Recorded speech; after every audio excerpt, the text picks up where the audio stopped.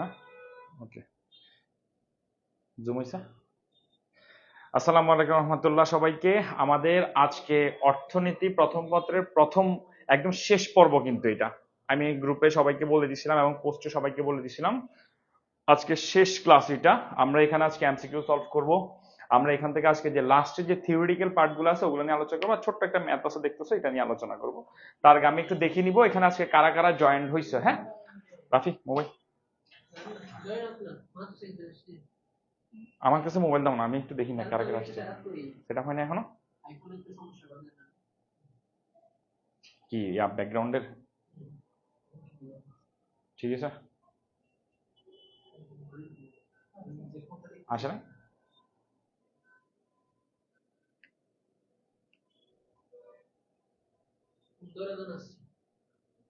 আচ্ছা, 15 জন 16 জন হয়েছে। মাইশামিম স্যার, আমি আসসালামু আলাইকুম। ওয়ালাইকুম আসসালাম রহমতুল্লাহ। ক্লাসটা একটু মজা হবে ভাবতেছি ইনশাল্লাহ। আসসালামু আলাইকুম রহমতুল্লাহ। স্যার আপনি কি থার্ড চ্যাপ্টার পড়াচ্ছেন সিদ্ধার্থের মধ্যে? না স্যার, থার্ড চ্যাপ্টার না, এটা হচ্ছে মৌলিক অর্থনৈতিক সমস্যা, আজকে লাস্ট ক্লাস। ঠিক আছে, থার্ড নাম্বার পর্ব চলতেছে এটা। সাকিবুল মুস্তাফা আসসালামু আলাইকুম। ওয়ালাইকুম আসসালাম। সাবিহা ওয়ালাইকুম আসসালাম। নুসুন্দা ঐশী ওয়ালাইকুম আসসালাম। তৌহিদুল ইসলাম মারুফ ওয়ালাইকুম আসসালাম। জিসি ব্রাঞ্চ থেকে না, শাওন ওয়ালাইকুম আসসালাম। পায়েল ওয়ালাইকুম আসসালাম। একটু একটু একটা কাজ করো, যারা যারা এখন পর্যন্ত অ্যাক্টিভ আছো সব একটু শেয়ার করে দাও, জলদি শেয়ার করো। শেয়ার করে আমাকে জানাও যে স্যার আমি শেয়ার করছি। হ্যাঁ, শাওন ভাই আপনার খবর আছে দেখিয়েন। মিলন আসসালামু আলাইকুম। আমি আনিশা, আচ্ছা ঠিক আছে, ওকে। জিন্নাত আসসালামু আলাইকুম। ওয়ালাইকুম আসসালাম। সাদিয়া আফরিন ওয়ালাইকুম আসসালাম। আলহামদুলিল্লাহ ভালো, তুমি ভালো আছো সাদিয়া আফরিন? ও তাবিব, ইয়াদ, ইয়াদ কি খবর?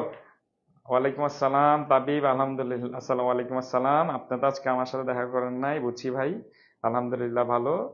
সাইফা তাসফি, আচ্ছা আমি আজকে পড়াটা শুরু করব। হ্যাঁ, পড়াটা শুরু করার আগে আপনাদেরকে একটু দেখাই আমরা লাস্ট ক্লাসে যেগুলো পড়ছিলাম। লাস্ট ক্লাসে কোনগুলো পড়ছিলাম? কি উপায় উৎপাদন করতে হবে, অর্থাৎ স্যামুলসনের যে তিনটা কোশ্চেন ছিল, কি উপায় উৎপাদন করতে হবে, কিভাবে উৎপাদন করতে হবে, কার জন্য উৎপাদন করতে হবে, ওই তিনটা পড়ছিলাম। ওই ধারাবাহিক ক্লাসে আজকে শেষ পর্বে আমরা যেটা পড়বো, আজকে থিওরিটিক্যাল পার্ট একটু বেশি, আমরা একটু আজকে ফান করবো, মজা করব এবং একটা ছোট ম্যাথ পড়বো। ঠিক আছে, এটা হচ্ছে কি, আজকে যে ম্যাথটা পড়বো এটা হচ্ছে সুযোগ ব্যয় নিয়ে আজকে আমরা আলোচনা করব। আচ্ছা, তারপর হচ্ছে সিনথিয়া পায়েল, তাবিব তুই মাইক খাবি না, এগুলা কি লিখতেছে? স্যার আমি শেয়ার করে দিই। Thank you Payel, thank you, share করে দিছে। মরিয়াম ওয়ালাইকুম আসসালাম। স্যার একটু বড় করে বললে ভালো হয়। আমার ভয়েস কি বোঝা যাচ্ছে না? হ্যাঁ, যারা যারা দেখতেছো, গুড, থ্যাংক ইউ, ওয়ালাইকুম আসসালাম সবাইকে। কিরে শেয়ার কি করতেছো না? শেয়ার হয়েছে? তাবিব তুই কি শুরু করছিস? জয়শ্রী শুরু হয়ে যা মানে কি? আচ্ছা আমরা আজকে তাহলে পড়াটা একটু শেয়ার করে দিচ্ছি। হ্যাঁ, ওয়ালাইকুম আসসালাম প্রভা। একটু পড়াটাতে আমরা চলে যাব। আজকে যে পড়াটা পড়বো আমরা, হ্যাঁ, সুযোগ ব্যয় খুবই মজার একটা পড়া, আপনারা জানেন। ক্লাসে যখন আমি পড়াইছিলাম সবাই পড়ছিলি। একটু আরেকবার চিন্তা করবো কিভাবে সুযোগ ব্যয়টা বোঝানো হয়। দেখ শব্দটা কিন্তু খুবই মজার। হ্যাঁ, আমি সুযোগ পাইছি, এটাকে কি করে ফেলবো? ব্যয় করে ফেলবো। এটাকে আমরা কি বলে থাকি? সুযোগ ব্যয় বলবো। আমি একটু পরে আবার তোদের সাথে আসবো, আমি আগে একটু বুঝাই দেখি সবাই আসছিস কিনা, কতজন আসছিস। শেয়ার করতেছিস না তোরা আসলে? দেখি দেখি। সুযোগ ব্যয়টা আমরা একটু বুঝাই আপনাদেরকে, আসলে সুযোগ ব্যয়টা কি। আগে আমরা আমাদের ভাষায় বুঝিনি সুযোগ ব্যয় বলতে কি বোঝানো হচ্ছে। ধরো এক পাশে আসছে আমাদের তামিম স্যার,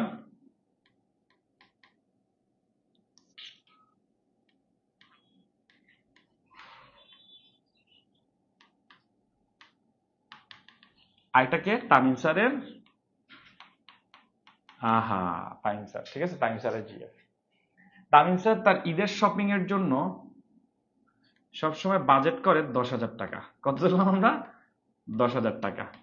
এবং তামিম স্যারের জিএফ মানে হচ্ছে মিসেস তামিম, কিন্তু ঠিক আছে, আমরা নাম জানি না এখন, আমরা তামিম স্যারের কাছে এই লাইভের মাধ্যমে জানতে চাই যে নামটা কি হবে। ঠিক আছে।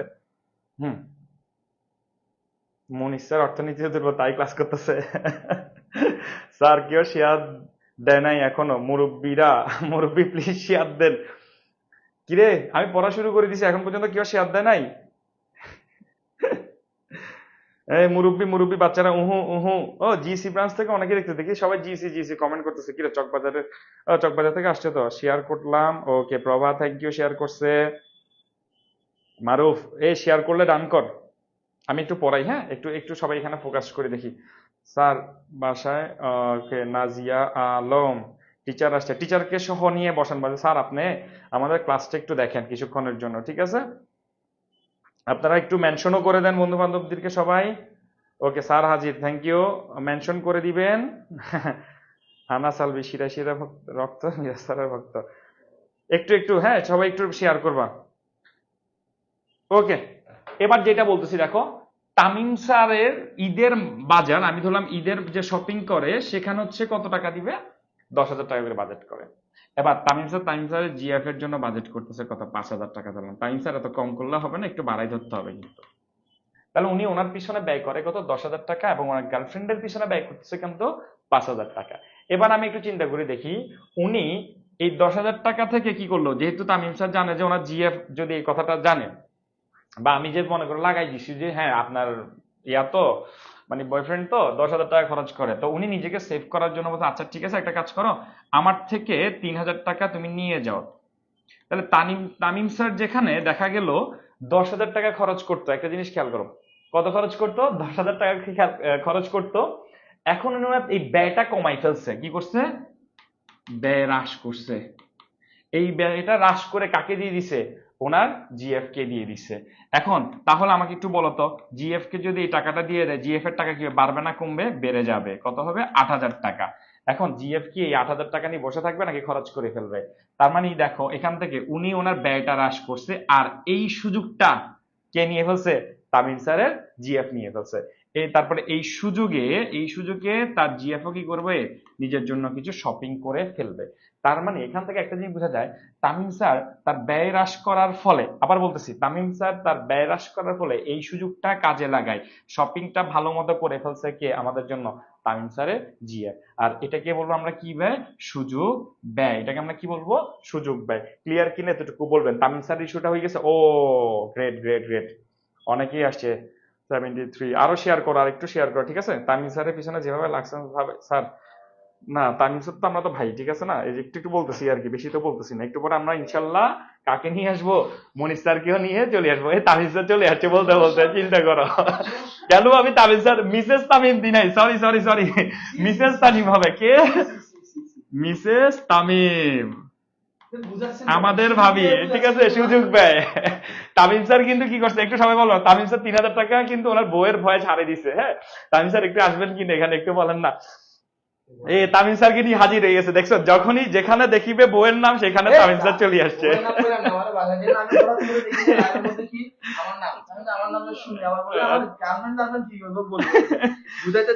দেখেন দেখেন চলে আসছে সবাই, সবাই কিন্তু বলছে তামিম স্যার, তামিম স্যার চলে আসছে। শুনেন আমি একটু করে বলি, আমি আসার পিছনে মূল কারণ হচ্ছে আমাদের মিরাজ স্যার, মানে যদি বলতে চাই অর্থনীতির জন্য অনেক জটিল একটা বিষয় অনেকের মনে, ওই জটিল বিষয়টাকে সহজ করে আপনাদেরকে ইজি ভাবে দিচ্ছে, ঠিক আছে?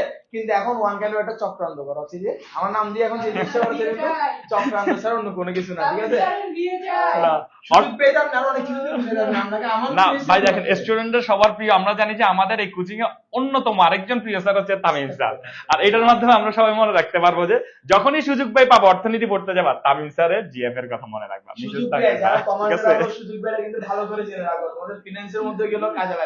হ্যাঁ গ্রেট কিউরিসিটি না, তোমরা এখন থেকে কোচিং এ যেখানে তামিম স্যারকে বলবা স্যার আপনার সুযোগ পায়, আর কিছু বলার দরকার নেই, উনি বুঝে যাবে, ঠিক আছে?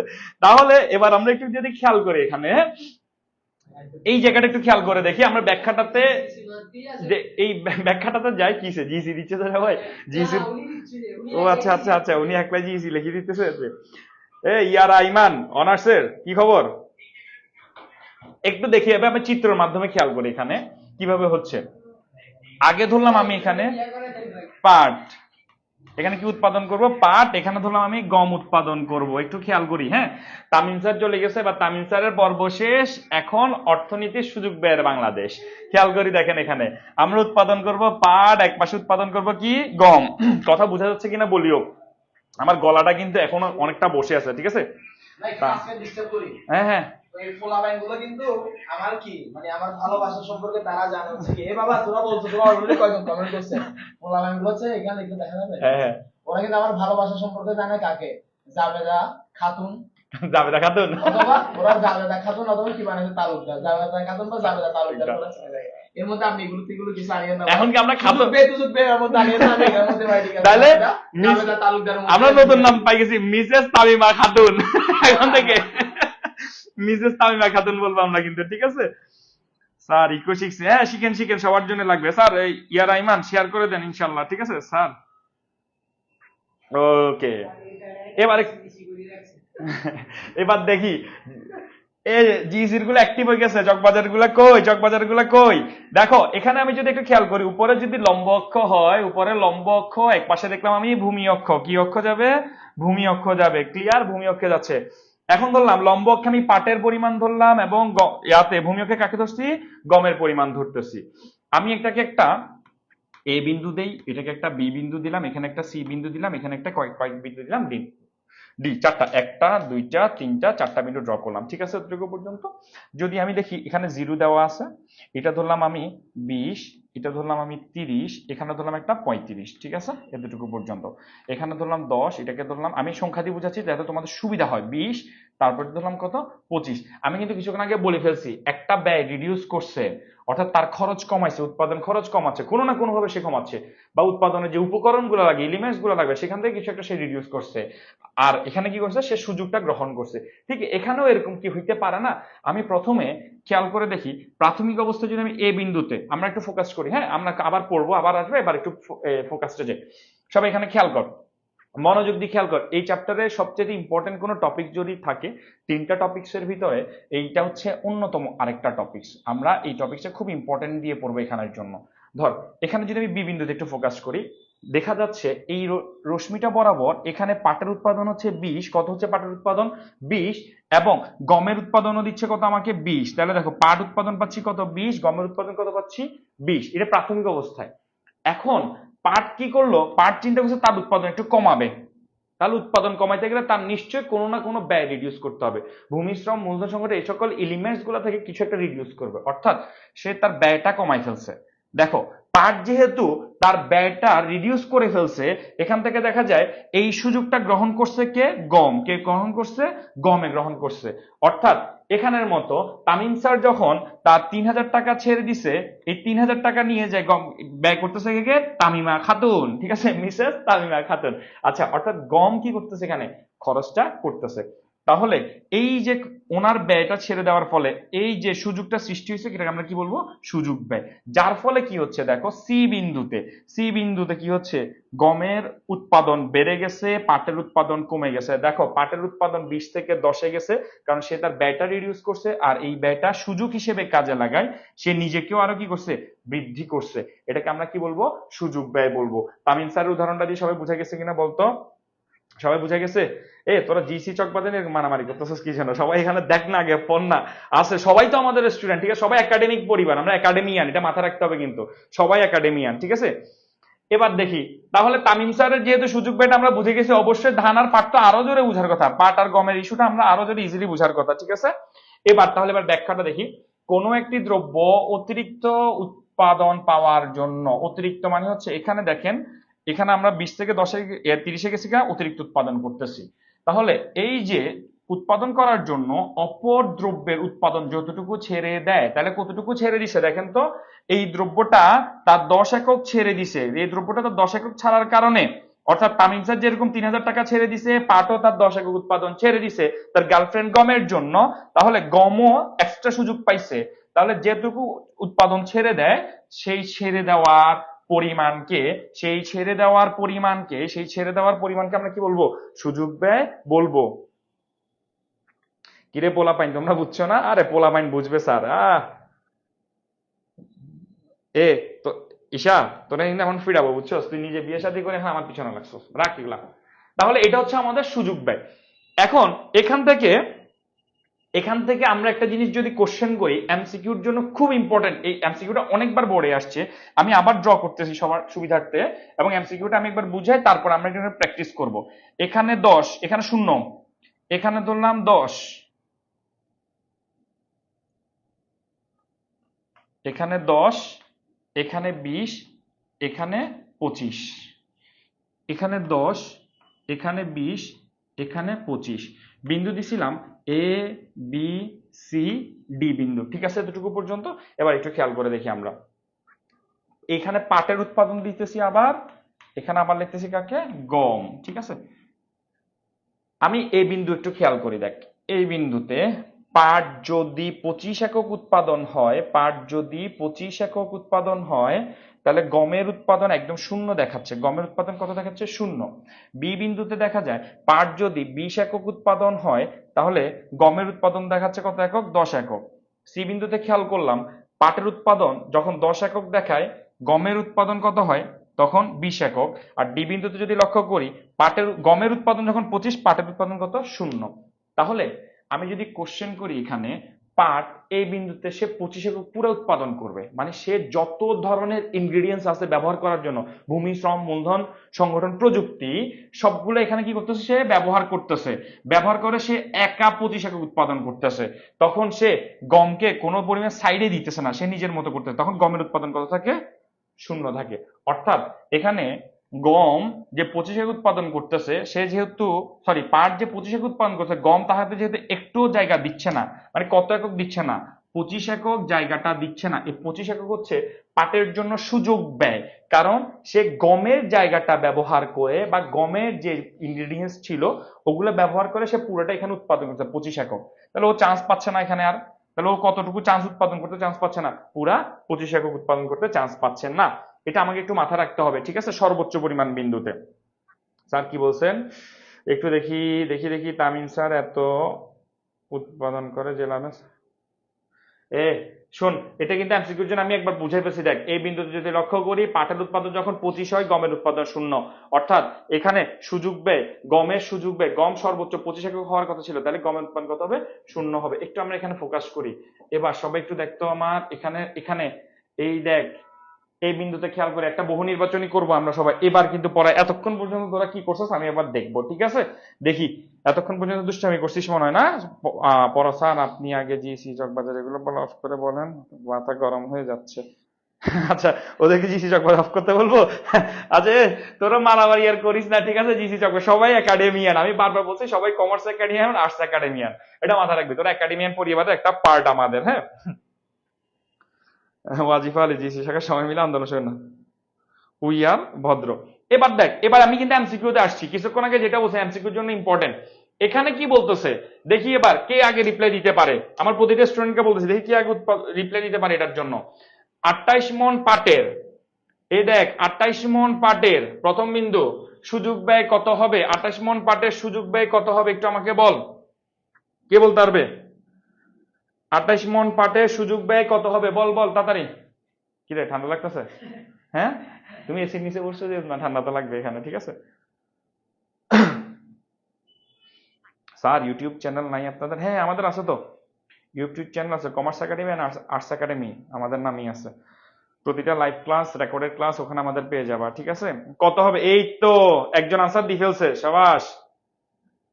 এক একটা সেরা সেরা, গুড। ওয়াজিফা, জয়শ্রী, তারপর হচ্ছে চান্দা, এটা কে, সাদিয়া আফরিন, হ্যাঁ প্রশান্ত, শূন্য কেমন, মাথা ফাটাই দিব তোর। ও যদি সব উৎপাদন করে, ওকে একটু উৎপাদন করতে দিচ্ছে না, তার উৎপাদন কত হবে, 40 তে চলে যাবে, ঠিক আছে। মনিরুল ইসলাম ইস ওয়াচিং, থ্যাংক ইউ। কত হবে আনসার, 40 40, গ্রেট গ্রেট, ওকে ঠিক আছে, থ্যাংক ইউ। এটার আনসার যারা দিতেছেন তাদের সবাইকে থ্যাংক ইউ। এবার কোন বিন্দু অপূর্ণ নিয়োগ স্তর, এটা আমি লাস্ট ক্লাসে তোদের সবাইকে পড়েছিলাম। 3 ধরনের বিন্দু পড়েছিলাম, একটা ভিতরে মানে সম্ভাবনা রেখার ভিতরে, একটা হচ্ছে বাহিরে, একটা হচ্ছে সম্ভাবনা রেখা বরাবর, ঠিক আছে। এবার 40 মগ মন হবে রে, ঠিক আছে। এবার এটার আনসার দে তো, কোন বিন্দু অপূর্ণ নিয়োগ নির্দেশ করে, বলতো আমাকে, কে বলতে পারবে কোন বিন্দু অপূর্ণ নিয়োগ নির্দেশ করে, কোন বিন্দু? তুই এখানে 45 পাইছিস কই যায় তহিদুল, কোন বিন্দু? সবাই আসছে, আচ্ছা তোরা কি শেয়ার করছিস একটু বলতো আমাকে, সবাই তো কমেন্ট করতেছে মাশাআল্লাহ। ইসরাত, তাসফিয়া, প্রভা শেয়ার করছে, প্রশান্ত শেয়ার করছে কিনা জানি না, একটু বল। প্রণয় দাস, ওকে। মনিরুল ইসলাম, থ্যাংক ইউ। এই তো মনিরুল ইসলাম পারফেক্ট আনসার দিয়ে ফেলছে। কোন বিন্দু, কোন বিন্দু? এই বিন্দু অপূর্ণ নিয়োগ অবস্থা বিদ্যমান, এই বিন্দুতে কি বলতেছে, গ্রেট। অপূর্ণ নিয়োগ বলতে আমি তোদেরকে পড়েছিলাম, আরেকবার নিয়োগ করে দিই, অর্থাৎ উৎপাদনের যে সকল উপাদানগুলা বা ইনগ্রেডিয়েন্টস গুলা লাগে ওগুলো সম্পূর্ণ ব্যবহার করতে পারি না, কারণ এখানে যখন যায় ভিতরে এই প্লেস গুলা কি হচ্ছে আমার ডিস্ট্রয় হয়ে যাচ্ছে। এবার তাহলে আমাকে একটু বলতো এফ বিন্দুটা আমার জন্য কি? এটা যদি এই বিন্দু যদি অপূর্ণ নিয়োগ অবস্থা থাকে, এফ বিন্দুটা কি? এবার রিপ্লাই দিয়ে সবাই আমাকে। হ্যাঁ হ্যাঁ, আমাদের এহসান এহসান ভাইও রিপ্লাই দিয়ে ফেলছে এই বিন্দু না এহসান ভাই? সবাই থেকে দেখি দেখি না না এহসান ভাই ক্লাস করে বুঝছেন তো? বুঝছে বলে এর জন্য রিপ্লাই দিয়ে ফেলছে। ও সেরা স্যার, শেয়ার ডান, বিরিয়ানি খাও। হ্যাঁ তুই আমার নামে একটা বিরিয়ানি খাই নিস, ঠিক আছে? এবার আমাকে একটু বল এফ বিন্দুটা কি হবে? এফ বিন্দুটা আমার কি বিন্দু বলা হয়? ই বিন্দু যেহেতু তোরা সবাই আমাকে বলছিস অপূর্ণ নিয়োগ, এফ বিন্দু কি হবে বলতো? এফ বিন্দু কি হবে? অসম্ভব। এই একটা বলে দিছে অসম্ভব বিন্দু না? অসম্ভব বিন্দু। রে মাইয়া রে, বইয়ের ভাষায় বল না একটু। অসম্ভব বিন্দু হবে, ঠিক আছে? কি হবে? অর্জনযোগ্য বিন্দু হবে। এই তো ইসরাত, গ্রেট, একটা পারফেক্ট। থ্যাংক ইউ ইসরাতকে। ওকে, অর্জনযোগ্য বিন্দু পাই গেছি। এবার আমাকে এটা বল, আবার একটু রিভিউ করে, এটা কি হবে বল? বহু নির্বাচনীতে এটা আনসার কি? 100 মন পাটের সুযোগ ব্যয় কত? 100 মন পাটের সুযোগ ব্যয় কত হবে? 100 মন পাটের সুযোগ ব্যয় কত? হ্যাঁ থ্যাংক ইউ থ্যাংক ইউ। এই তো সাফিয়া সবাই ঠিক আছে পারফেক্টলি। চাঁদ, হ্যাঁ আমি বলছি, ঠিক আছে। এবার আমাকে বল 100 মন পাটের সুযোগ ব্যয় কত হবে? এই তো প্রশান্ত দাস একদম পারফেক্ট আনসার দিয়েছে প্রথমে। এই তো গুড গুড গুড, চলে আসছে চলে আসছে, থ্যাংক ইউ। একজন দুইজন তিনজন, কে কে বলতেছে, সাবিকা বলতেছে। তাহলে সবাই মনে হয় বুঝে গেছে যে এই জিনিসটা খুবই সোজা একটা জিনিস ছিল আমাদের জন্য। এমসিকিউ গুলো কিন্তু অনেক ইম্পর্টেন্ট এবং বোর্ড কোশ্চেন ছিল। এবার লাস্টেরটা বলে ফেল আমাকে, কোন বিন্দুটি অর্জনযোগ্য বিন্দু? কোন বিন্দুটি অর্জনযোগ্য বিন্দু? তাড়াতাড়ি কর, কোনটা আসবে বলতো? কোন বিন্দুটা অর্জনযোগ্য বিন্দু? এই তো গ্রেট, একজন একসাথে ডাবল আনসার দিয়ে ফেলছে না? ফাহিম বিন মোর্শেদ, তোরা তো ভালোই পড়ালেখা করস। তোর নাম বলা না কেন? ওই তো এফ বিন্দু চলে আসছে, এফ বিন্দু এফ বিন্দু, থ্যাংক ইউ। আপনারা সবাই বুঝে গেছেন, আমি বুঝছি। তাহলে এটা হচ্ছে গ্রেট সাইন। আপনারা এভাবে অ্যাক্টিভ থাকবেন আমাদের সাথে। আপনারা যখন ক্লাসে কমেন্ট করেন, লাইভ গুলো দেখেন, আসলে আমাদের তখন ক্লাস নিতে ইচ্ছা করে খুব বেশি পরিমাণে। কারণ আমি দেখি যে ক্লাসে কিন্তু আমরা রেসপন্স করি স্টুডেন্টের সাথে। হ্যাঁ, অনলাইনে এভাবে রেসপন্স করবেন, হবে কি জানেন? এই দেখেন, এই একটা জিনিস যে আমি ক্লাসে পড়াইছি আবার এখানে পড়াচ্ছি, আপনারা আবার কি, আপনারা যখন থাকেন আমি আবার আগের রিদমে পড়াইতে পারি, সেটা আমাদের জন্য একটা সুবিধা হয়। কারণ আমি বুঝি না আমার স্টুডেন্টগুলো আমার সাথে কানেক্ট করতেছে, ঠিক আছে? আর কানেক্ট করা হলে আমাদের একটা মাইন্ড টিউন আপ হবে, আর টিচারের সাথে যখন মাইন্ড টিউন আপ হবে যে কোনো পড়া খুব ইজিলি ক্যাচ করতে পারবা। এরপর আসবে কি? অর্থনৈতিক অবস্থা।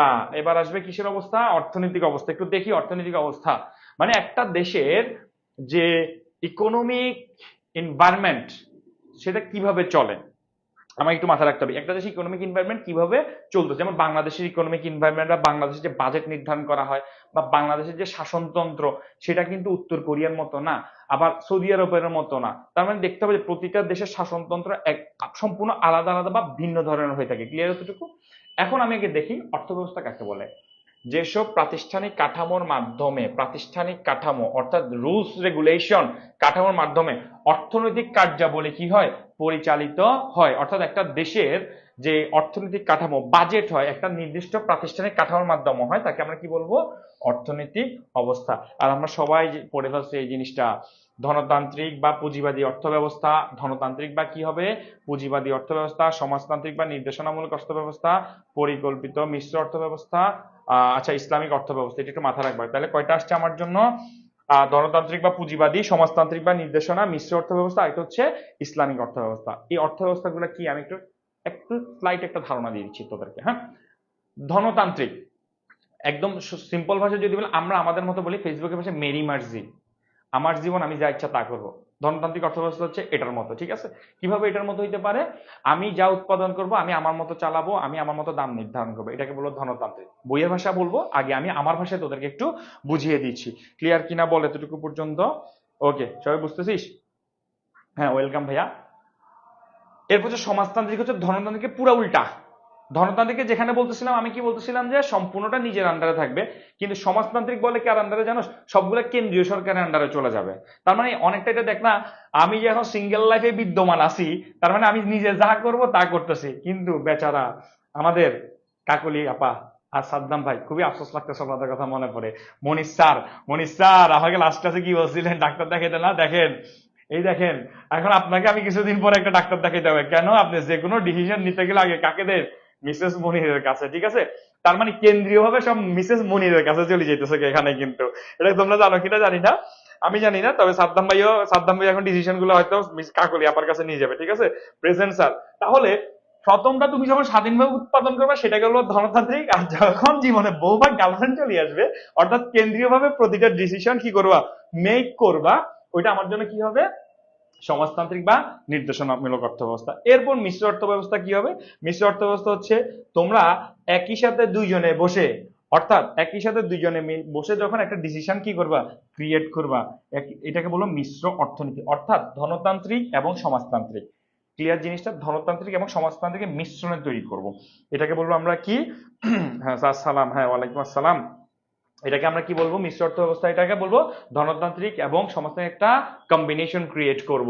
এবং লাস্ট হচ্ছে ইসলামিক অর্থ ব্যবস্থা, সেটা আমরা সবাই জানি ইসলামিক কোরআন সুন্নাহ ফিকহ হাদিস এগুলোর রুলস এর মাধ্যমে যারা চলবে তাদেরকে আমরা বলবো ইসলামিক অর্থ ব্যবস্থা। তাহলে আমি বলতেছি ধনতান্ত্রিক হচ্ছে কি, নিজের মতো চলবে, নিজের মতো উৎপাদন করবে, হ্যাঁ এই জিনিসটা। দুই নাম্বারটা আমরা কি বলবো, মিশ্র অর্থ সমাজতান্ত্রিক সম্পূর্ণ কেন্দ্রীয় ভাবে চলে যাবে, কার কাছে যাবে, সরকার কর্তৃক বা একদম কেন্দ্রীয় যে হেড থাকে তার আন্ডারে। মিশ্রটা হচ্ছে দুইটা মিশাই করবে, ধনতান্ত্রিক এবং সমাজতান্ত্রিকের মিশাই করবে। এবং লাস্ট হচ্ছে ইসলামিকটা, ইসলামিক রুলস অনুসারে যারা চলবে। এবার আমরা একটা একটা করে ব্যাখ্যা পড়বো এবং কিন্তু আজকে এমসিকিউ সলভ করবো, সবাই থাকতে হবে, হ্যাঁ আজকে এমসিকিউ গুলো সলভ করবো এবং বুঝে বুঝে ট্রাই করবো। কি বলতেছে, মাই লাইফ মাই রুলস, হ্যাঁ সমাজতান্ত্রিক my life your rules, I সেরা, তোদের কি দিয়ে হবে? এবার কি বলতেছি দেখ, দ্বীপ চলে আসছে না, মির্জা দ্বীপ। আচ্ছা শোন, ধনতান্ত্রিক অর্থ ব্যবস্থা মাই লাইফ মাই রুলস এর মতো হয়ে গেছে, যেহেতু বলছে মাই লাইফ মাই রুলস,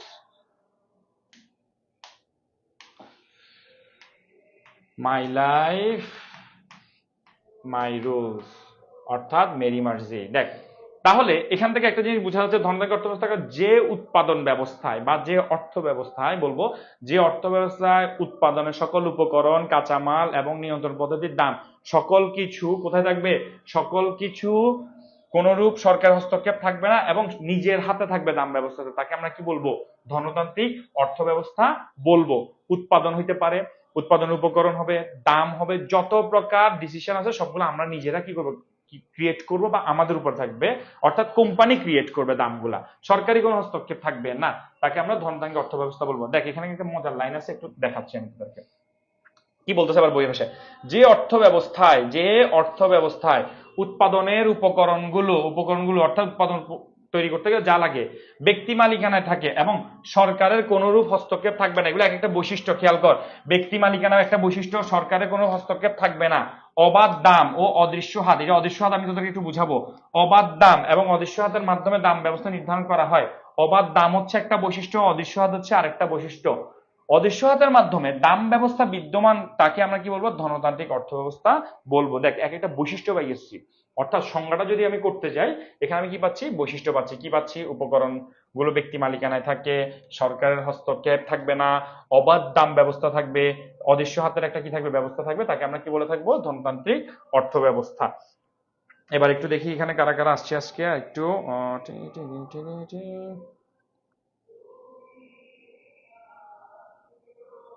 আচ্ছা জীবনে আমার তোমার সিদ্ধান্ত আমার সিদ্ধান্ত। এবার খেয়াল কর, ধনতান্ত্রিক অর্থ ব্যবস্থাকে প্রথমেই বলে ফেলছিলাম আমি পুঁজিবাদী অর্থ ব্যবস্থা। কি বলবো, ওদের টার্গেট হচ্ছে শুধুমাত্র প্রফিট নেওয়া, প্রফিট নিয়ে কাজ করবে, তারা মানুষের কথা চিন্তা করবে, নিজের কাছে অর্থ কি রাখবে, জমিয়ে রাখবে। এরপর বৃহদায়তনের উৎপাদন ব্যবস্থা, এটা দ্বারা আসলে কি বোঝানো হচ্ছে, যেহেতু ধনতান্ত্রিকটা একটু খেয়াল কর, এই ব্যক্তি মালিকানায় থাকে, কোন মালিকানায় থাকে, ব্যক্তি মালিকানায় থাকবে, একজন ব্যক্তি নিজের কাছে রাখবে, তাহলে সে চাইবে তার উৎপাদন, তার প্রোডাকশন বা তার কোম্পানিটা একদম বড় আকারে ভাস্ট করো, ঠিক আছে? এই যে বড় আকারে ভাস্ট করতেছে, এটাকে বলে বৃহদায়তনের উৎপাদন ব্যবস্থা। কেমন বাংলাদেশের যতগুলো ব্যক্তি মালিকানা কোম্পানি আছে, আমরা যদি একটু চিন্তা করে দেখি, ওরা সব সময় চায় যে নিজেদের প্রতিষ্ঠানকে উন্নত করুক, নিজেদের শাখা প্রশাখা কি করুক, বাড়ুক, তাদের প্রোডাকশন আরো বাড়তে থাকুক। এই জন্য দেখা যায় ধনতান্ত্রিক ব্যক্তি মালিকানা থাকার কারণে এটা একটা ভালো দিক বলবো আমি, বৃহদায়তনের উৎপাদন ব্যবস্থা কি হয়, পরিচালিত হয়।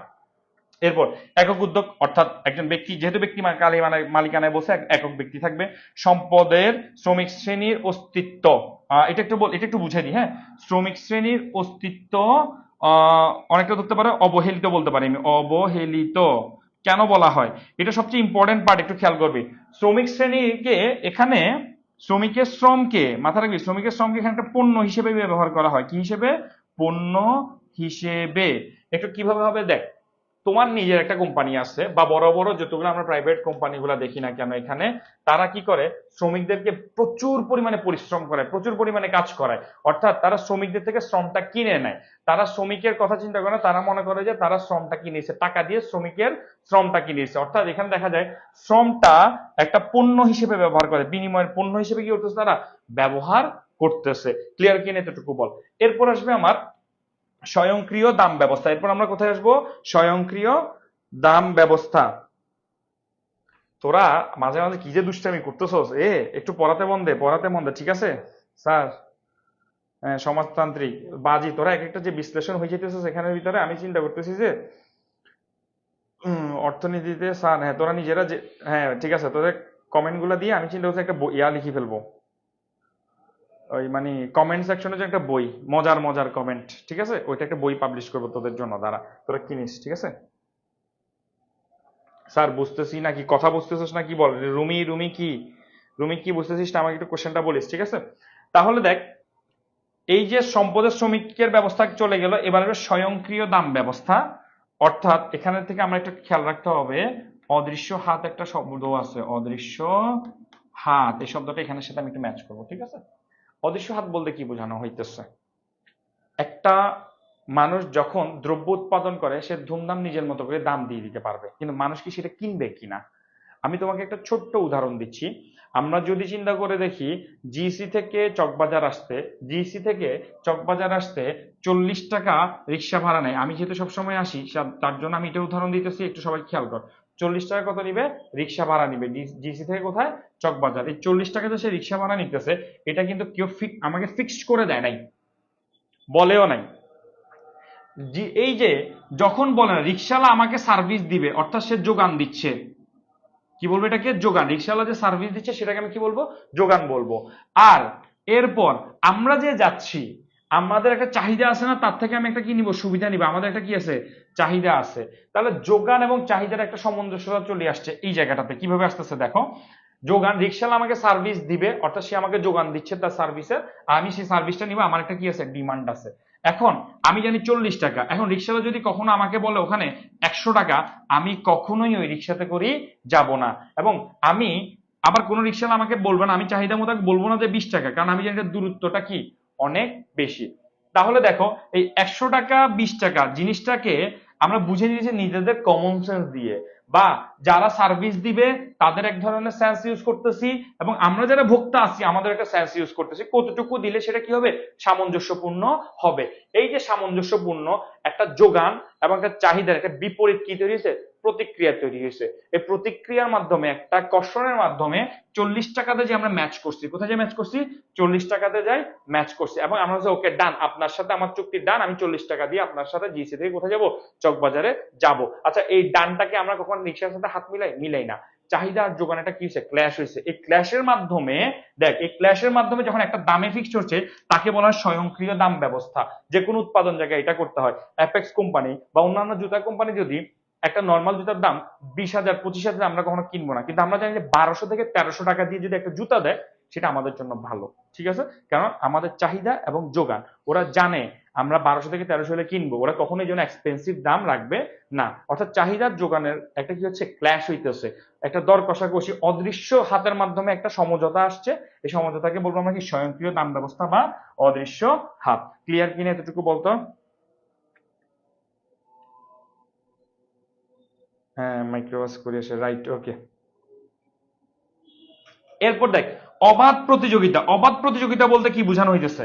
অবাধ প্রতিযোগিতা বলতে একটু খেয়াল কর ভাই, প্রতিটা কোম্পানি, প্রতিটা পার্সোনাল কোম্পানি, যাদের কোম্পানি, তারা সবসময় নিজেদের ভিতরে একটা কি লাগে?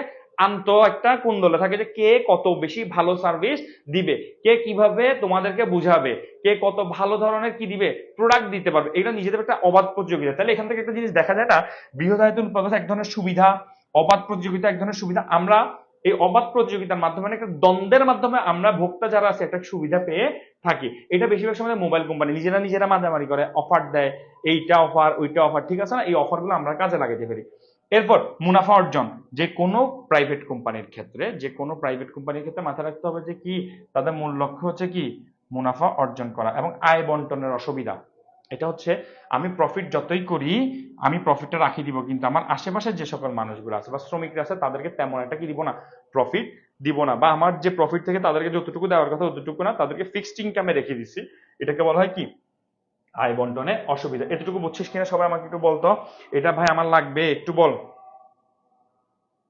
একটু বল। না এটা এটা এটা এটা এবার দিবি না, এটা আমি তোকে একটু বুঝাই বলি। রুমি যে কোশ্চেনটা করছে, সম্পদের শ্রমিক শ্রেণীর অস্তিত্ব এখানে অবহেলিত হয় কেন? শ্রমিক শ্রেণীকে খেয়াল কর, তোমার একটা কোম্পানি যখন থাকবে তুমি শ্রমিকের কথা চিন্তা করবা না, তুমি তোমার প্রোডাকশনের কথা চিন্তা করবা। রুমি শুন, তুমি তোমার জীবনের কথা, তুমি তোমার প্রোডাকশনের কথা চিন্তা করবা, শ্রমিকদের থেকে টাকা দিবা, টাকা দিয়ে শ্রমিকদেরকে কি বলবা যে আপনি কাজ করেন, ওদের টায়ার্ডনেস ওদের কিছু চিন্তা, যে কোনো প্রাইভেট সেক্টরের কথা চিন্তা করতো, বা আমাদের বাবারা যারা কি করে শ্রমিকের বা ইয়াদের প্রাইভেট সেক্টর গুলো কাজ করে, ওখানে কিন্তু এতটা শ্রমিকদের প্রায়োরিটি দেওয়া হয় না। কেন দেওয়া হয় না? ওরা বলে যে আমি টাকা দিচ্ছি, তুমি আমার এখানে কাজ করবে না, আসলে তোমার থেকে টাকা কাটি ফেলবো। অর্থাৎ শ্রমিকদের থেকে যে শ্রমটা পণ্য হিসেবে কিনে নিছে, তার মানে এখানে শ্রমিকরা অবহেলিত, কিন্তু তাদের শ্রমটা এখানে বেশি ইম্পর্টেন্ট, এবং তাদেরকে কি করা হচ্ছে, শ্রমিকদের শ্রমটাকে বেশি পরিমাণ গুরুত্ব দিয়ে পণ্য বানাই ফেলছি, কিনবো, কিন্তু শ্রমিকদেরকে অবহেলিত করে ফেলতেছি। ক্লিয়ার কিনা একটু বল। ওকে বুঝছি স্যার, অল আইসো, মাথা ফাটাই দিব। ক্লিয়ার স্যার, ঠিক আছে, ওকে। আমি বলে রেস্টুরেন্ট খুলছি, আয় বন্টন অসমতা বলতে বোঝানো হচ্ছে, একটু খেয়াল করে দেখ, আমি মালিক, আমি কোম্পানির মালিক, আমার প্রতি মাসে 1 লাখ টাকা প্রফিট হয়। এই যে আয় বন্টনের অসুবিধা বলতে দেখ, আমার এখানে কিছু শ্রমিক কাজ করতেছে, তাদেরকে আমি প্রতি মাসে 5,000 করে স্যালারি দিতেছি, কত দিতেছি, স্যালারি দিতেছি, বাকিগুলো আমার পকেটে, ঠিক আছে। আমি ওদের সাথে ফিক্স করছি যে আমার যেহেতু 1 লাখ টাকা প্রফিট হচ্ছে, 5,000 করে তাদেরকে কি দিচ্ছি, স্যালারিটা দিয়ে দিচ্ছি। এখন আমার প্রফিট হচ্ছে 2 লাখ টাকা, আমি কি ওদেরকে আর কখনো বাড়তে দিব? দিব না, আমি ওদের সাথে ফিক্স করে ফেলছি স্যালারি 5,000 টাকায়। তার মানে আমার যে ইনকাম হচ্ছে ওইটা আমার মতো করে রেখে দিচ্ছি, ঠিক আছে। এটাকে আয় বন্টনের অসুবিধা। বৃহৎ আয়তনটা আবার বলতাম, অর্থাৎ আমার যদি নিজস্ব কোনো কোম্পানি থাকে, খেয়াল কর, আমার যদি কোম্পানি থাকতো, আমার যে কোনো একটা বড় কোম্পানি থাকলে আমি চিন্তা করতাম না কোম্পানিটাকে আরেকটু বড় করি, আমার কোম্পানিটা আরো দেশের বিভিন্ন জায়গায় জায়গায় জায়গায় যাক, যেমন অ্যাপেক্স কোম্পানি, লোটো কোম্পানি পুরো ওয়ার্ল্ডে ছড়াই গেছে কেন? কারণ ওরা নিজেদের ভিতরে রেখে দিয়েছে, নিজেরা চাইতেছে কি, ধনতান্ত্রিক অর্থ ব্যবস্থা এটা বলে যে আমার কোম্পানি আরো স্প্রেড হোক, বড় হোক, বিভিন্ন জায়গায় যাক, আমার প্রোডাকশন বাড়তে থাকুক, কারণ তাদের মূল ধান্দা হচ্ছে কি, মুনাফা অর্জন করা। ঠিক আছে, এতটুকু ক্লিয়ার স্যার? ওকে, এরপরের টপিকস আমি চলে যাচ্ছি,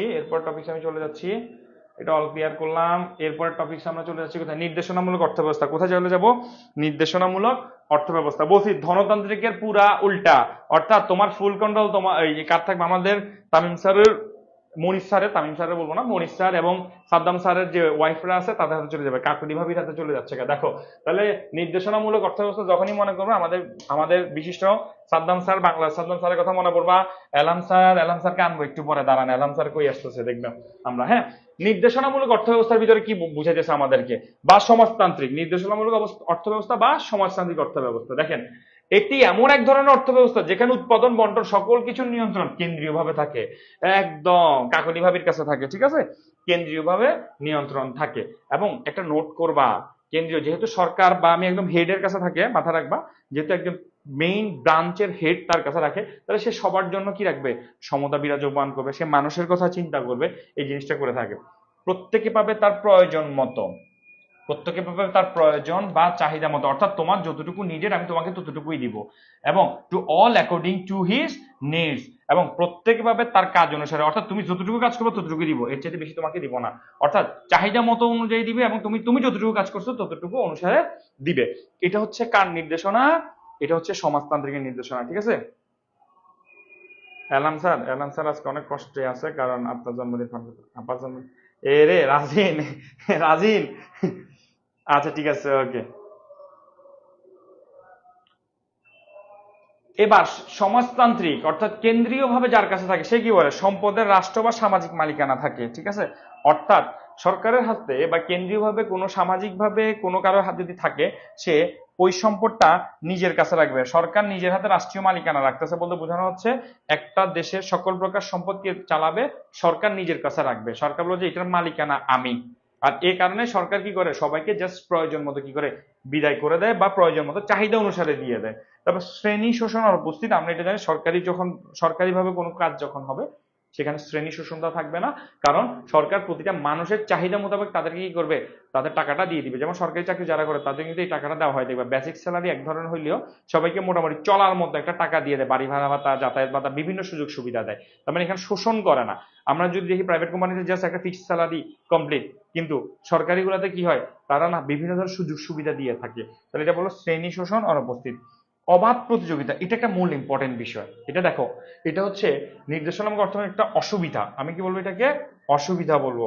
কি জন্য অসুবিধা বলবো, প্রাইভেট সেক্টর গুলো কি করে জানো, নিজেদের ভিতরে সবসময় একটা দ্বন্দ্ব লেগে থাকে, বিধায় কে কত ভালো সার্ভিস দিবে, কে কত উন্নত হবে, সেটা নিয়ে করে থাকে, তারা কাজ করে থাকে। কিন্তু সরকারি জিনিসগুলো আমরা তাদের ভিতরে নাই, কি সরকার আছে, সরকার করবে, আমার কি, মেরি মার্জি, আমার তো কিছু আসেই যায় না এখানের ভিতরে, ঠিক আছে না। তুমি যতগুলো সরকারি প্রতিষ্ঠান থেকে আফসোস লাগে মাঝে মাঝে দেখলে, আমাদের আশেপাশে চিটাং মেডিকেল কথা যদি আমরা চিন্তা করি, কি একটা বাজে অবস্থা আছে, ঠিক আছে। কিন্তু ওইটার সামনে যদি ভালো কোনো হসপিটালে দেখবা, পুরা ভাস্ট, মনে হচ্ছে যেন ওখানে ফ্লোরেও ঘুমিয়ে যেতে পারবো আরামসে আমরা সবাই মিলে।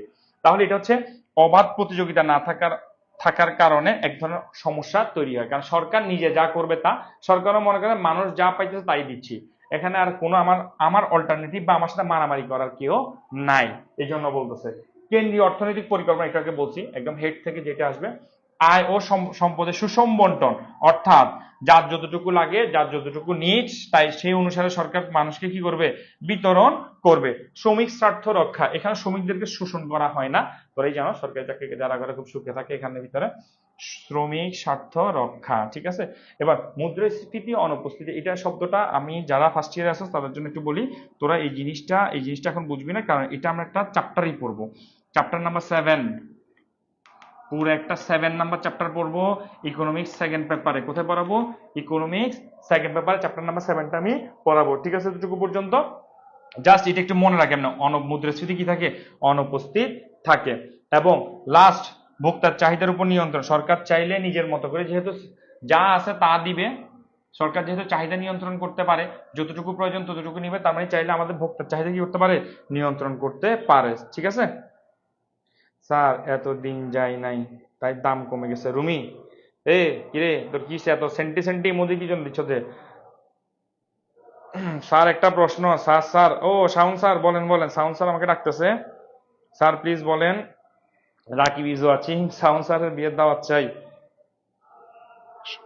আচ্ছা স্যার, আপনার অর্থ ব্যবস্থা এক সময় কারো না কারো কাছে যাবে, সো এরে মা এটা দিছি একদম। আমাদের সাদ্দাম ভাই চলে আসছে, ঠিক আছে, আমাদের সাদ্দাম স্যার চলে আসছে।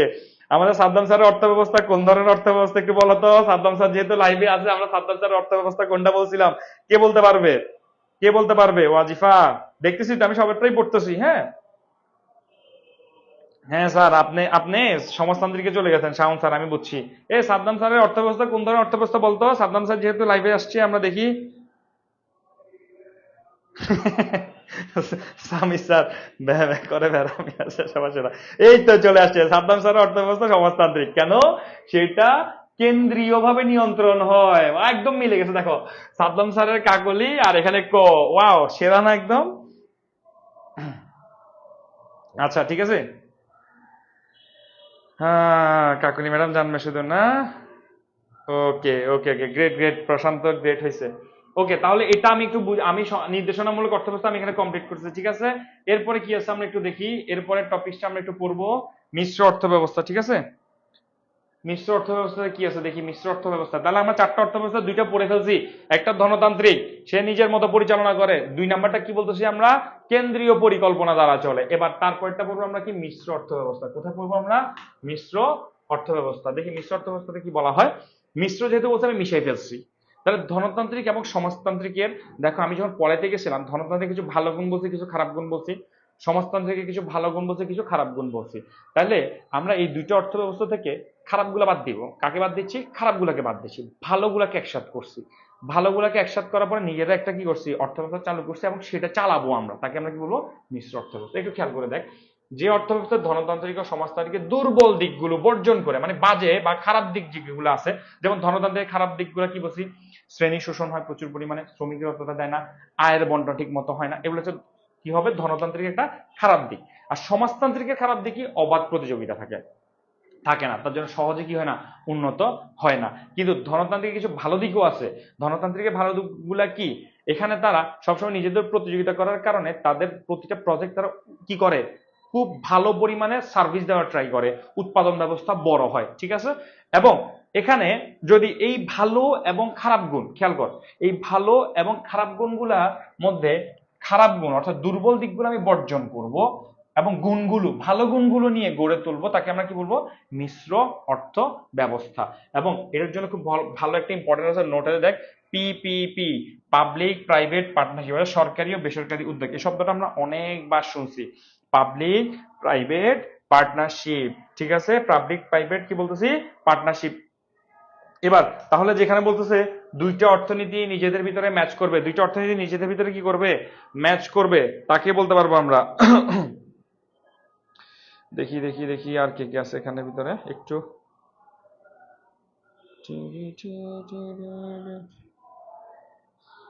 দূরে কোথাও।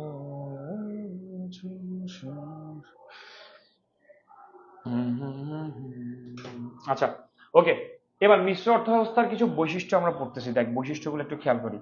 ব্যক্তিগত মালিকানা থাকে, অর্থাৎ মিশ্র অর্থ ব্যবস্থা গেলে কিছু ব্যক্তিগত মালিকানা থাকবে, কি থাকবে, সরকারি মালিকানাও থাকবে। এখানে মাথা রাখবে, ব্যক্তিগত মালিকানা থাকলেও সরকারের কিন্তু কিছু রুলস রেগুলেশন থাকে, সরকারের কি থাকবে, কিছু রুলস রেগুলেশন থাকবে। হ্যাঁ,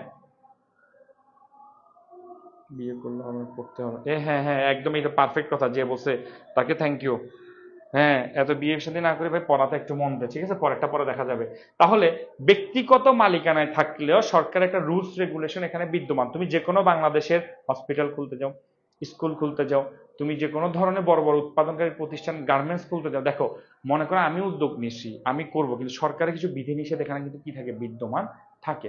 তাহলে এখান থেকে বোঝা গেল ব্যক্তিগত মালিকানা থাকে, মাঝে মাঝে সরকারও বিনিয়োগ করে, অর্ধেক অর্ধেক করে বিনিয়োগ করে থাকে, স্বয়ংক্রিয় দাম ব্যবস্থা কিন্তু এখানেও বিদ্যমান। তাহলে মনে রাখতে হবে মিশ্র অর্থনীতি এবং ধনতান্ত্রিক কিন্তু স্বয়ংক্রিয় দাম ব্যবস্থা কি থাকে, বিদ্যমান থাকে। অর্থনৈতিক একটা সরকার কর্তৃক পরিকল্পনা থাকবে এবং ওই পরিকল্পনা অনুযায়ী যারা বেসরকারি ফার্ম তারাও কি করবে, একটা নিজেদের ভিতরে পরিকল্পনা দিবে। অর্থনৈতিক স্বাধীনতা থাকে, অর্থাৎ সরকারি বেসরকারি সবাই নিজেদের মতো একটা কি করে, অর্থনৈতিক ব্যবস্থা তৈরি করে। সরকারের বললাম যে সরকার নিজের মতো পরিকল্পনা নিচ্ছে, এখন আমিও নিজের মতো একটা পরিকল্পনা নিচ্ছি, আমাদের নিজস্ব একটা কি আছে, স্বাধীনতা বিদ্যমান আছে। এরপর মুদ্রাস্ফীতি উপস্থিত, খুব ইম্পর্টেন্ট একটা লাইন, দেখ আমি আবার বলতেছি মুদ্রাস্ফীতি তোরা বুঝবি আপাতত না, যে সেটা মনে রাখ যে এখানে মুদ্রাস্ফীতি উপস্থিত থাকে, কিন্তু সমাজতান্ত্রিকে মুদ্রাস্ফীতি উপস্থিত থাকবে না, এবং শ্রমিকদের স্বার্থ রক্ষা করা হয়। অর্থাৎ এখান থেকে একটা জিনিস বোঝা যাচ্ছে, শ্রমিকদের স্বার্থকে কি করা হচ্ছে এখানে, ইম্পর্টেন্স দেওয়া হচ্ছে। কিভাবে, কোন অর্থনীতিতে, মিশ্র অর্থনীতিতে। কারণ এখানে সরকার বেসরকারি যেহেতু দুইটা আছে, সরকার আমাদের যেমন গার্মেন্টস সেক্টরের কথা চিন্তা করে দেখো, গার্মেন্টস সেক্টর যখন শ্রমিকরা আন্দোলন করছিল তাদের স্যালারি ইনক্রিজ করে দিছিল, 8,000 থেকে শুনছি আমি 12,000 নাকি কত করছে, আমিও জানলাম। তাহলে যাই হোক, তাহলে শ্রমিকদের কথা চিন্তা করা হয়েছে, কিন্তু গার্মেন্টসটা কিন্তু কার, প্রাইভেট কোম্পানির কাছে, অর্থাৎ সরকারি কিছু নীতিমালা তাদের কি করতে হয়, শুনতে হয়। তার মানে এটা থেকে বোঝা যায় যে যতই সরকারি বেসরকারি থাক না কেন, যতই বেসরকারি থাক না কেন, সরকার কি করবে, তার প্রভাবটা কিছু হলেও খাটাবে, এবং ওই খাটা শ্রমিকদের স্বার্থ কি করছে, রক্ষা করছে। কারো কোনো কোশ্চেন আছে কিনা বলতো আমাকে দুটোকুর ভিতরে, কারো কোনো কোশ্চেন আছে? আরো কতগুলো আসছে, এই মিটার কথা বলে কেন, চুপ থাকো। প্রশান্ত দাস ইয়াদ কই, আসসালামু আলাইকুম স্যার, হ্যাঁ আরিশা আসান, এতক্ষণ আসছেন যে আপনি, আরিশা আচ্ছা ক্লাস করে গেছস 5টা থেকে, এরপর আচ্ছা শুনেন, এবার আমরা একটু পড়াতে আসি, আবার আবার আবার আবার কমার্স একাডেমি পেজটা আমি হারাই ফেলছি কেন, হ্যাঁ খবর ছিল না তখন। এবার দেখি একটু, হ্যাঁ এবার আসবে লাস্ট ইসলামিক অর্থ ব্যবস্থা। ইসলামিক অর্থ ব্যবস্থার ভিতরে কি আছে আমি বলছিলাম, যে অর্থনীতি শাখায় মানুষের দৈনন্দিন সমস্যাগুলো ইসলামীর আলোকে, কোরআন সুন্নাহ ফিকহ এবং হাদিসের আলোকে চলবে, তাকে আমরা কি বলে থাকবো, ইসলামিক অর্থ ব্যবস্থা। ইসলামিক রীতিনীতি নিয়ে চলবে। এবং মাথায় রাখতে হবে এতগুলো যে অর্থনীতি ব্যবস্থা পড়ছি আমরা, 4টা অর্থ ব্যবস্থা পড়ছি, ধনতান্ত্রিক, সমাজতান্ত্রিক, মিশ্র এবং ইসলামিক। এখানের ভিতরে এমসিকিউতে যদি আসে সবচেয়ে কল্যাণকর কোনটা অর্থ ব্যবস্থা, মাথায় রাখবে ইসলামিক অর্থ ব্যবস্থা। সবচেয়ে কল্যাণকর অর্থ ব্যবস্থা কোনটা আমাদের জন্য, ইসলামিক অর্থ ব্যবস্থা। ক্লিয়ার কিনা বল? এবার দেখি এর বৈশিষ্ট্যগুলো একটু পড়ে দেখি, একটু দেখি কি বলতেছে। হালাল সম্পদ অর্জন করা, অবশ্যই এটা আছে, হালাল সম্পদ অর্জন করা ইসলামিক অর্থ ব্যবস্থাতে বলে। হালাল মানে হচ্ছে তুমি সুদ ঘুষ এগুলো না খাই, নিজে কষ্ট করে পরিশ্রম করে সম্পদ উপার্জন করবা। সম্পদের সীমিত ব্যক্তি মালিকানা, ওরা বলে যে বেশি সম্পদ রাখতে পারবে না, যতটুকু প্রয়োজন ততটুকু রাখবা। এরপর বলতেছে কি কার্পণ্য পুঞ্জীভূতকরণ, অর্থাৎ আমাদের বর্তমান যুগের একটা ইকোনমিক্স থিওরি হচ্ছে কি যে দেশের যত বেশি রিজার্ভ থাকে সেই দেশ তত বেশি উন্নত, কিন্তু ইসলামিক অর্থব্যবস্থা এটা মানে না, বলে যে আপনি রিজার্ভ রাখতে পারবেন না, কারণ রিজার্ভ রাখার অর্থ হচ্ছে আপনার দেশের মানুষ না খাই মরে যাচ্ছে, আপনি তাদেরকে দিচ্ছেন না। কিন্তু ইসলামিক অর্থব্যবস্থা সম্পূর্ণ তার বিপরীত, তুমি রিজার্ভ রাখবা না, তুমি ওই টাকা মানুষের মাঝে বিলাবা, এবং এই মানুষের মাঝে বিলানোর কারণে কি হবে, সবাই সমানভাবে অর্থ পাবে, যে যার চাহিদা মতো অর্থ পাবে। রিজার্ভ না করে যদি তুমি গরিবদেরকে দিও, সে একটা স্বাবলম্বী হবে, দেশটা সুষ্ঠুভাবে সুন্দরভাবে চলবে। এবং আমরা সবাই জানি, এটাতে পড়ছিলাম আমরা, আমাদের ইসলাম ধর্মে যে একটা কথা আছে, ওমর রাদিয়াল্লাহু তাআলা মনে হয় তার যে বাইতুল মালের যে এখানে ঝাড়ু দিতেন, তিনি যেখানে রিজার্ভের টাকা রাখতেন, তাহলে এটা থেকে বোঝা যায় যে কোনো পুঞ্জীভূত হবে না এবং কিপটামি করা যাবে না। কিপটামির জন্য একটা জাকাত শব্দটা বের হয়েছে, যাতে আমরা জাকাত দিতে পারি। সুদ, এটাকে আরবিতে রিবা বলা হয়, মাথা রাখবি, সুদকে আরবিতে রিবা বলা হয়। এগুলো সম্পূর্ণ হারাম, ইসলামী অর্থব্যবস্থা এগুলোকে আমরা কি বলবো, হারাম বলবো। শ্রমনীতি প্রয়োগ, মানে শ্রমিকদের উপরেও একটা কি দিতে হবে, প্রয়োগ দিতে হবে, শ্রমিকরা কত ঘন্টা কাজ করবে, কি করবে না করবে। এবং কর্জে হাসানা বলা হয়, কর্জে হাসানা। কর্জে হাসানা মানে কি শুনছস কিনা কেউ বলতে একটু আমাকে, স্যার কর্জে হাসানা মানে শুনছস কিনা একটু বল।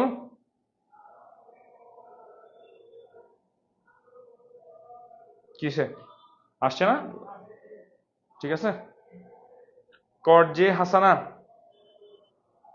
কর্জে হাসানা শব্দের অর্থ হচ্ছে তুমি কোন রকম সুদ না দিয়ে, কোন রকম সুদ না দিয়ে শুধুমাত্র সাহায্যের উদ্দেশ্যে মানুষকে যে টাকাটা দিবা, মাথা রাখবে এটা থেকে একটা সোয়াব ইনকাম, এটা কি থাকতে হবে, নিয়ত থাকে মানুষের। অর্থাৎ তুমি আমি একটা বিপদে পড়ছি, আমাকে কিছু টাকা দিছো, আমি আমি ওই বিপদ থেকে উদ্ধার হওয়ার পর তোমাকে টাকাটা দিয়ে দিচ্ছি, সেখানে কোনো সুদ থাকবে না, তোমার মাথা থাকবে তাকে একটু উপকার করছো, এই ধরনের টেন্ডেন্সি যখন থাকবে তাকে আমরা কি বলবো, কর্জে হাসানা। কিছু বলবি? পানি আছে, পানি আছে, এটা খাওয়া যাবে না তো, এটা খাওয়া যাবে? এসিটা ডিরেক্ট ওখানে পড়তেছে, বেচারা ওখানের ভিতরে কি গেছে, কত আছে এসি?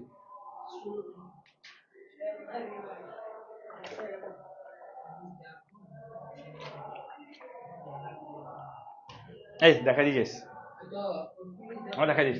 আচ্ছা, কর্জে হাসানা বুঝে গেছি না, এই লাইনটা একটু, এই লাইনটা দেখতে সবাই, ধনতান্ত্রিক নির্দেশনা, এখানে একটা কম হবে, ধনতান্ত্রিক নির্দেশনা ও মিশ্র অর্থব্যবস্থাকে প্রচলিত অর্থব্যবস্থা বলে।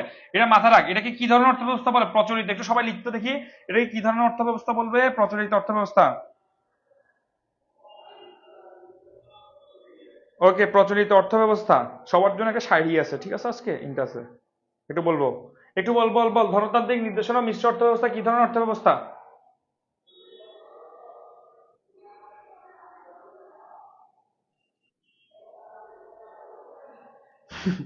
হে, তোরা এখানে এরকম বৈষম্য করতেছিস কি জন্য? সবগুলা দেখতেছি এগুলো এটা কমেন্টের চাইতে দেখি জি জি শব্দটা চলে আসে। হ্যাঁ স্যার, আরিশা আমাদের নিয়ে কিছু বললেন বলছিলাম, হ্যাঁ স্যার পানি খাবো, পানি আমি না খেয়েছি, ক্লাস তো আমি করতেছি। আচ্ছা, তোরা চোখ দিয়ে দেখতে দেখতে তোদের গলা শুকিয়ে গেছে না? এখানে কি বলা হচ্ছে, প্রচলিত, তোদেরকে বলছি আমি এটা কি ধরনের অর্থব্যবস্থা লেখার জন্য, তোরা নিজেরা দিয়ে মারামারি করতেছিস কেন?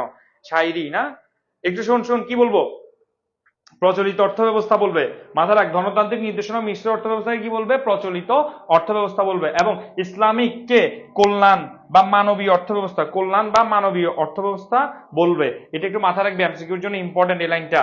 দেখ দেখ, আমি একটু সরে যাচ্ছি, সবাই স্ক্রিনশটটা একটু নিয়ে নে, স্ক্রিনশট নিলে হবে, আমাকে বল স্ক্রিনশট নিছস কিনা। মিশ্রটা বেটার, প্রভা, মিশ্রটা বেটার। সবার হয়েছে কিনা বলতো, লাস্টেরটা বুঝছস কিনা বল, স্যারকে বলেন না বলছেন স্যার। তোদেরকে আমি ফুটতে দিছি, তোরা এরকম করতেছস কি জন্য এখানে ভিতরে? আরিশা তুই শেয়ার করছিস কিনা বল। Okay good, Prashant thank you, Prashant done. তাইলে আমি এবার এবার আমি প্রচলিত অর্থব্যবস্থা, থ্যাংক ইউ, নিছি নিছি স্যার, একটু সরেন, একটু সরে যেতাম যে আমি আমি একটু সরে, আচ্ছা আমি বসি যাই, দাঁড়া দেবার, তোরা এবার ইয়া করে নে, বসে গেছি স্যার, ঠিক আছে নিতেছি। তোরা পর পর, তোরা কমেন্টে দুষ্টামি করিস না, আমি যখন কথা বলবো তখন স্যার স্মাইল প্লিজ।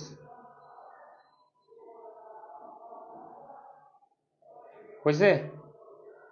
স্ক্রিনশট নিছস? আমি নিচে বসে আছি, আমি উঠবো বল। ওকে ডান, থ্যাংক ইউ। একজন বলছে স্যার, স্যার নিচে। ওকে, এবার এবার আমরা আসবো ব্যষ্টিক অর্থনীতি সামষ্টিক অর্থ, একদম ছোট করে পড়াই ফেলবো আমরা, ঠিক আছে? একটু আর কথা বলিস না, একটু এখানে দেখ।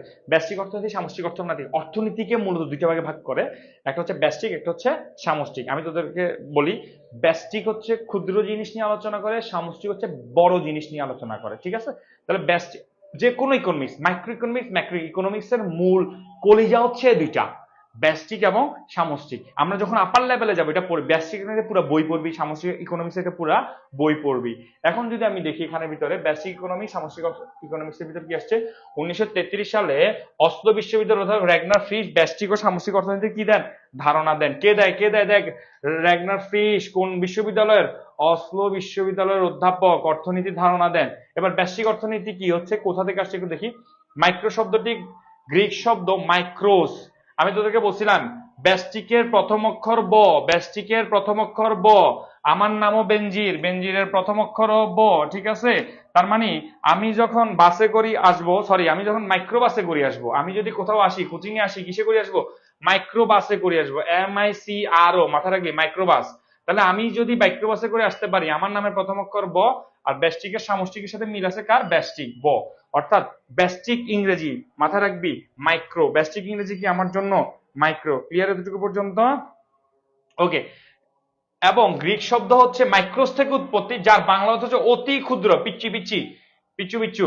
এ পিচ্চুরা দুষ্টামি করো না, মুরব্বী না, এখানে সব পিচ্চু পিচ্চু, উহু উহু, দেখো ভেরি স্মল, ঠিক আছে? এবার সামষ্টিক অর্থনীতি কোথায় আসবে, সামষ্টিক অর্থনীতি হচ্ছে ম্যাক্রো। এটা যদি মাইক্রো হয় মাথা রাখবে এটা হচ্ছে ম্যাক্রো। ম্যাক্রো শব্দ ম্যাক্রো, ম্যাক্রোস শব্দ থেকে আসছে, কোন শব্দ থেকে, ম্যাক্রোস শব্দ থেকে আসছে। এখানে যার যার অর্থ, বাংলা অর্থ হলো সামগ্রিক, মানে সম্পূর্ণ। অর্থাৎ গ্রস বলতে পারি আমরা, GROSS, গ্রস। আমার ইকোনমিক্স ফার্স্ট পেপারের সামগ্রিক আয় ব্যয় একটা চ্যাপ্টার আছে, ঠিক আছে? ওইটাতে আমরা পড়বো সামগ্রিক বলা হয়, অর্থাৎ সামষ্টিকও বলা হয়, কি বলা যেতে পারে না, সামষ্টিক। আরেকবার বলতেছি, সামষ্টিকও বলা যেতে পারে। ক্লিয়ার কিনা এতটুকু বলতো?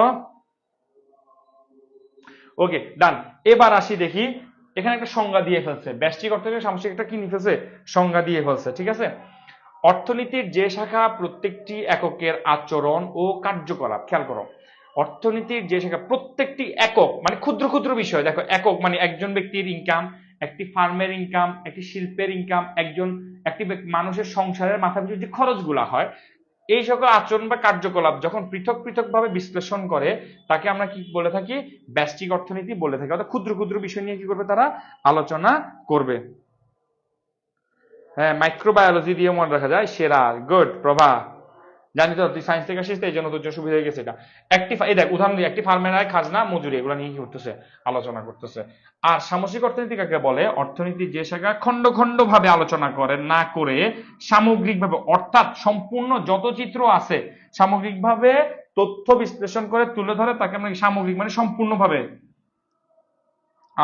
সম্পূর্ণভাবে তথ্যচিত্র বিশ্লেষণ করে তুলে ধরে, তাকে আমরা কি বলবো, সামগ্রিক অর্থনীতি বলবো।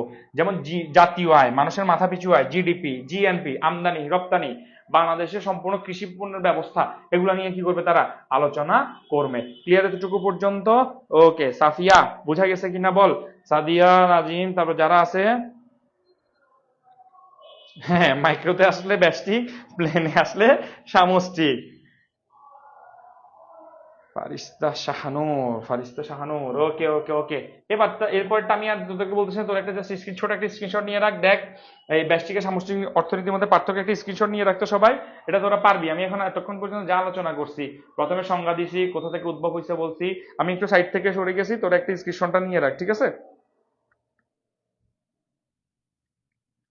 স্যার আপনাকে দেখে মুকেশ আম্বানির মতো লাগে। হ্যাঁ, নাদিয়া আলম, ওকে নাদিয়া আলম স্যার, অর্পিতা দাশগুপ্তা, বল বল।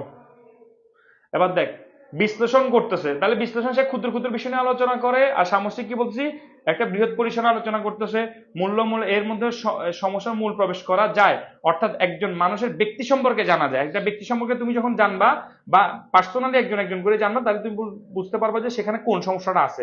কিন্তু এটা যেহেতু সামষ্টিক, অনেক সমস্যা আমরা চাইলে অগ্রাহ্য করে ফেলি, এটাতে মাধ্যমে সমস্যার মূলে যাওয়া যায় না। ওকে, এস ডান, থ্যাংক ইউ। আর এটার মাধ্যমে প্রকৃত অবস্থা জানা যায় না, এটার মধ্যে একটা দেশের প্রকৃত অর্থনৈতিক অবস্থা কি করা যায়, নির্ণয় করা যায়। Thank you. এই তো নিয়ে ফেলছে অ্যাসেস, যেহেতু নিয়ে ফেলছিস আমি পরের টপিকসে চলে যাচ্ছি। সবার অ্যাসেস নেওয়া হয়েছে কিনা বল, তিনজন ডান, ফেসটা মুকেশ আম্বানির দাড়ি নাই বেটি, আমার দাড়ি আছে সব। এবার আমরা কি করব, কয়েকটা এমসিকিউ সলভ করবো আজকের জন্য, আজকে কয়েকটা কি করবো আমরা এমসিকিউ সলভ করব, ঠিক আছে? এতক্ষণ পর্যন্ত আমরা যে বকবক করছি, আমরা এমসিকিউ গুলো একটু সলভ করবো, দেখি এতক্ষণ পর্যন্ত তোরা আসলে কি করছিস, ঠিক আছে?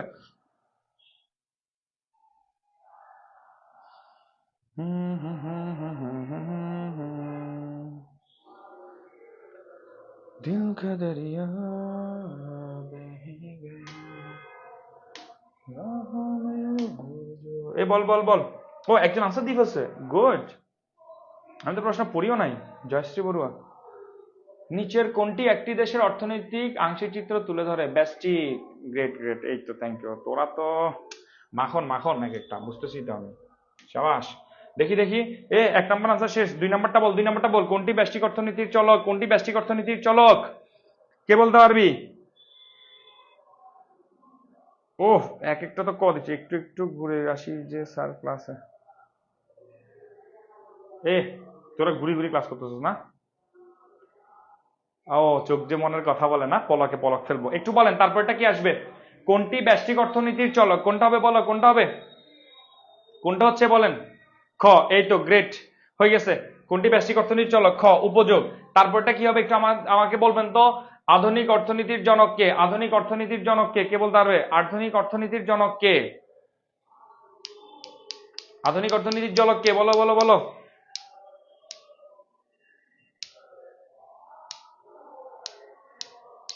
এই তো, তাই এবার আনসার দিয়ে ফেলতেছে, গ্রেট গ্রেট, সবাই সবাই আনসার দিয়ে ফেলতেছে। আধুনিক অর্থনীতির জনক কে বলেন? আধুনিক অর্থনীতির জনক কে? ওকে, নুরুল রাজা আনসার দিয়ে ফেলছে, ঈশা আনসার দিয়ে ফেলছে। ওকে, থ্যাংক ইউ আপনাদেরকে যারা আনসার দিয়ে ফেলতেছেন। এই পোলা পাইন এক একটা তো বৌমে না, তোরা কি রে, বাপরে বাপ, গ্রেট গ্রেট। আধুনিক অর্থনীতির জনক কে? হয়েছে সবার? আধুনিক অর্থনীতির জনক। ওকে, তারপর সামষ্টিক অর্থনীতির আলোচ্য বিষয় কোনটা বল? সামষ্টিক অর্থনীতি, সামষ্টিক মানে ব্যাপক হারে, আমি একটু হিংস দিয়ে দিচ্ছি, ঠিক আছে? সামষ্টিক অর্থনীতি ব্যাপক হারে কে করে? সামষ্টিক অর্থনীতি আলোচ্য বিষয় কোনটি? কোনটা হবে সামষ্টিক অর্থনীতির আলোচ্য বিষয়? আমি জাস্ট আনসারটা দেখতেছি, তোরা রিপ্লাই করতে থাক। সামষ্টিক অর্থনীতির আলোচ্য বিষয় কোনটা বল? সামষ্টিক অর্থনীতি কোনটা? এখানে একটা শব্দ হবে, আমি এখানে একটা শব্দ দিতে লিখেছি, এখানে জাতীয় আয় একটা শব্দ হবে। এবার বল, সামষ্টিক অর্থনীতির আলোচ্য বিষয় কোনটা? সামষ্টিক অর্থনীতির আলোচ্য বিষয় কোনটা? সবাই আনসার দিয়ে ফেলছিস, গ্রেট, এই তো গুড। এক একটা তো মাশাল্লাহ মাশাল্লাহ, গাট্টি সবগুলো ট্যালেন্টেড, সেরা সেরা তোরা, তোদের দিয়ে হচ্ছে, ঠিক আছে? সামষ্টিক অর্থনীতি ডান। তাহলে একটা জিনিস তো বোঝা গেছে, আমরা মোটামুটি আমরা প্রতিটা টপিকস আলোচনা করতেছি, সাথে কিছু কি করতেছি, এমসিকিউ সলভ করতেছি। দেখ এবার এটা লাস্ট, আজকের জন্য এটা লাস্ট। ধনতান্ত্রিক অর্থব্যবস্থার বৈশিষ্ট্য কোনটি বল? ধনতান্ত্রিক অর্থব্যবস্থার বৈশিষ্ট্য কোনটি? ধনতান্ত্রিক অর্থব্যবস্থার বৈশিষ্ট্য কোনটা হবে একটু বলতো এখানে। ধনতান্ত্রিক অর্থব্যবস্থার বৈশিষ্ট্য কোনটি? ধনতান্ত্রিক অর্থব্যবস্থার বৈশিষ্ট্য দিয়ে ফেলছিস?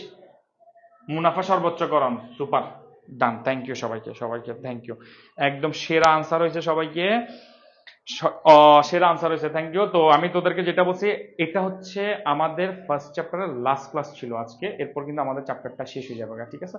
এরপর আমাদের আর কোনো আমরা যদি নিজেরা কোনো প্রবলেম পাই, আমরা চাইলে আমাদের যে ইয়াগুলো আছে এগুলো কিন্তু ইউটিউবে আপলোড হবে, ইউটিউবে কমেন্ট বক্সে করবো, বা আমাকে যদি নিজস্ব ভাবে নক দাও, সেটা সলভ করা হয়ে যাবে ইনশাল্লাহ। আর ক্লাসগুলো যেহেতু রেকর্ডেড থাকবে, তোমরা রেকর্ডেড ক্লাসগুলো ডাউনলোড করে রাখতে পারো বা সেভ করে রাখতে পারো, যখনই কোনো সমস্যা হয় বারবার দেখবা, ঠিক আছে? এখন আমি তোমাদেরকে একটা কথা বলি, আমি তোমাদেরকে বলছিলাম আজকে একটা শায়রি, সেটা বাংলাতে মনে করবো, ঠিক আছে? সবাই আসোস কিনা বল, আহা। হ্যাঁ হ্যাঁ, আচ্ছা ঠিক আছে, শুনতে চিন্তা করো। আমি সবসময় মানুষ বলে যে সে কাজ করবে দেখাই দিবে মানুষকে, যখন মানুষের সাথে মানুষের কি হয় জানো, এটা ক্ল্যাশ বাঁধে। আমি আমি সবসময় চাই যে না, ও এটা করছে, আমি ওকে দেখানোর জন্য করবো না। মাথা রাখবা, জীবনে যদি কোনো কিছু করতে হয় সেটা নিজের জন্য করবা। আমি আরেকবার বলতেছি, জীবনে যদি কোনো কিছু করতে হয় নিজের জন্য করবা, মানুষের জন্য কেন? কারণ তোমার কবরের তো দূরের কথা, আরেকবার বলি, কবরের তো দূরের কথা, তোমার জানা যায় না কতজন মানুষ আসবে, সেই কথাটা কি জানো? ইয়ারও এই কথাটা অলওয়েজ মাথা রাখবা, নিজের জন্য চিন্তা করে কাজগুলো করবা। তাহলে এই হচ্ছে আমাদের একটা লাস্ট ইনফরমেশন যেটা আমি দিয়ে ফেললাম, এবং সবাইকে বলতেছি ইনশাল্লাহ পরবর্তী লাইভ ক্লাসগুলোতে আবার দেখা হবে, এবং আমাদের 3টা পার্ট কিন্তু অলরেডি লাইভ দেওয়া হয়ে গেছে। প্রথম, দ্বিতীয়, তৃতীয় এই চ্যাপ্টার উপর 3টা ভিডিওতে 100% কনফার্ম ইনশাআল্লাহ সবার ক্লিয়ার হয়ে গেছে। কারণ এবং প্রতিটা ক্লাসে আমরা কিন্তু এমসিকিউ সলভ করে ফেলতেছি, ঠিক আছে? এবং এমসিকিউ সলভ করা মানে হচ্ছে তুমি বেসিকটা একদম 100% ক্লিয়ার করে ফেলা তোমার ভিতরে। তো আজ পর্যন্ত আমরা এখানে থাকবো, পরবর্তী আমরা ক্লাসগুলোতে আবার নতুন একটা চ্যাপ্টার নিয়ে আবার ধারাবাহিক একটা লাইভ ক্লাস চলতে থাকবে। হ্যাঁ, ততদিন পর্যন্ত সবাই ভালো থাকো, সুন্দর থাকো। আসসালামু আলাইকুম সবাইকে।